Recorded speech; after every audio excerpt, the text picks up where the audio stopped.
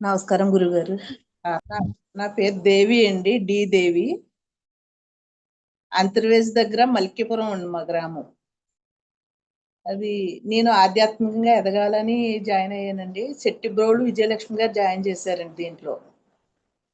ఆధ్యాత్మిక అంటే నేను ధ్యానంలో కూర్చున్నప్పుడు కాళ్ళు నొప్పులు రావటం, బాడీ పెయిన్స్ కానీ, కొద్ది గుండెల దగ్గర పట్టినట్టు అలా ఉండేదండి.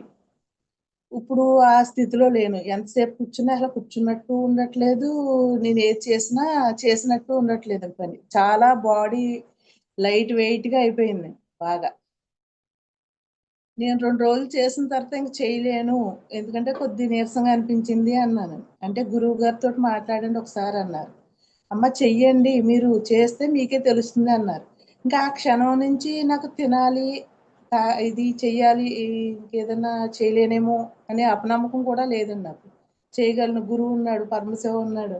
నేను చేయగలను. ఎందుకంటే ఎప్పటినుంచో తపన పడుతున్నాను ఇది లిక్విడ్ చేయాలని. కానీ గురుముఖంగా చెయ్యాలి అంటున్నారు కదా! ఏది చేసినా గురుముఖంగానే చెయ్యాలి. గురువు అనుగ్రహం ఉంటే ఏదన్నా మనం ఇది చేయగలం. మనం ఉన్న మన గురువు అంటే ఒక చీకటి తొలగించేవాడు. మనకొక నమ్మకం కలుగుతుంది అనే భావంతోటి దీంట్లో జాయిన్ అయ్యాను గురువుగారు. చాలా ఆనందంగా ఉందండి. అసల 24 రోజులు కూడా ఎంత అద్భుతంగా పరమశివ అనుగ్రహంతోటి, గురువుల అనుగ్రహంతోటి ఎంత చేయించాడంటే దీన్ని.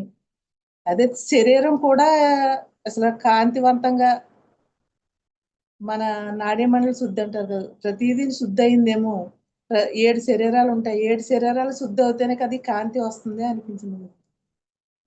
ఇంత శుద్ధి చేసి ఒక అంటే మన గురించి 24 రోజులు కూడా ఫుడ్డు విషయంలో కూడా అంతకుముందు ఇంట్లో వాళ్ళకి ఇష్టమైందే వండుతాం గురువు. కానీ ఇప్పుడు ఈ విషయంలో మన గురించి 24 రోజులు మన గురించి మనం ఉన్నాం. మనం కేర్ తీసుకున్నాం అని అనిపించింది. నమస్కారం గురువు.